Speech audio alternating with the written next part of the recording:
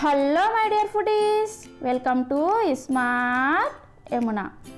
ఈరోజు నేను ఆంధ్ర స్టైల్లో ప్లెయిన్ పులావ్ని సింపుల్గా కేవలం 5 నిమిషాల్లో ఎలా ప్రిపేర్ చేసుకోవాలో చూపించబోతున్నానండి.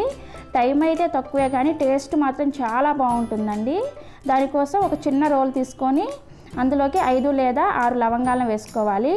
అలాగే ఒక అనాస పువ్వు, 1 ఇంచు దాల్చిన చెక్క, 3 లేదా 4 యాలకులను వేసుకొని వీటిని కచ్చాపచ్చాగా దంచుకోవాలి. మరీ మెత్తటి పౌడర్ లాగా కాకుండా వీడియోలో చూపిస్తున్న విధంగా ఈ విధంగా దంచుకోవాలి. ఇప్పుడు ఒక కుక్కర్ తీసుకొని ఇక్కడ నేను అరగంట సేపు నానబెట్టుకున్న బాస్మతి రైస్ని తీసుకున్నాను. మీరు బాస్మతి రైస్ ప్లేస్లో నార్మల్ రైస్ని కూడా తీసుకోవచ్చండి.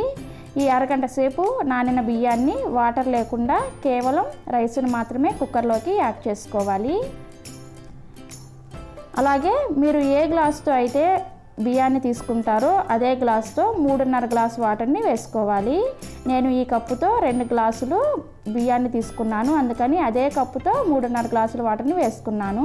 అలాగే మనం దంచి పెట్టుకున్న మసాలా 6 లేదా 7 పచ్చిమిర్చిని పొడవుగా చీల్చుకొని వేసుకోవాలి. అలాగే అరకప్పు సన్నగా తరిగిన కొత్తిమీర, రాతి పువ్వు 1 టేబుల్ స్పూన్, బిర్యానీ ఆకులు చిన్నవి 3, జాపత్రి 1 చిన్న ముక్క, సాల్ట్ రుచికి సరిపడా లేదంటే 1 టీ స్పూన్ వేసుకోవాలి, షాజీరా 1 టీ స్పూన్, అలాగే రిఫైన్డ్ ఆయిల్ 1 టేబుల్ స్పూన్ వేసుకొని ఇవన్నీ కూడా బాగా కలిసేటట్లుగా ఒకసారి కలుపుకోవాలి. ఇలా కలుపుకున్న తర్వాత ఇందులోనే 2 టీ స్పూన్లు ఫ్రెష్గా రుబ్బినటువంటి అల్లం వెల్లుల్లి పేస్ట్ వేసుకోవాలి. ఫ్రెష్గా అయితేనే టేస్ట్ బాగుంటుందండి.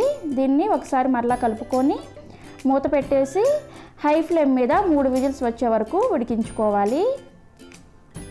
3 విజిల్స్ వచ్చి విజిల్కున్న ఆవిరి మొత్తం పోయిన తర్వాత మూత తీసి చూద్దాము. మనకి ఎమ్మీగా ఆంధ్ర స్టైల్ పులావ్ అనేది రెడీ అయిపోయింది.